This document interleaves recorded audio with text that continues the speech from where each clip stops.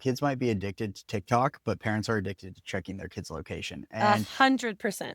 I think it's somewhat unhealthy in a way because if I think about myself, my parents, we didn't have Find My Friends or 360 or whatever.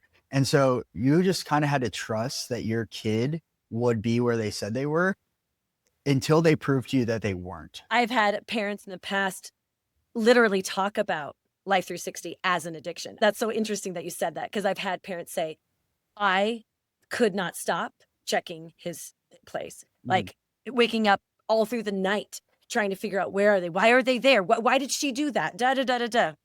And what I think is really missing in families these days is autonomy. Mhm.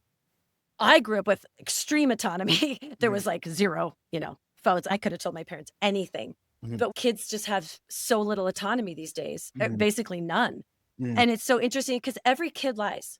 Yeah. Every human lies. Parents lie for pizza. Everybody Mhm. lies. But what happens is when we are checking, and then we have proof, right? It's Mhm. just more evidence that, oh, see, my kid didn't learn anything at that Mhm. treatment place, or see, my kid's not trying at all because you're catching them this one little moment on their Life 360. I think there's absolutely something to saying, you know what? You say you're going to go to see this friend, or you're going to go on a run, or you're going to go grab coffee, or whatever it is you're saying.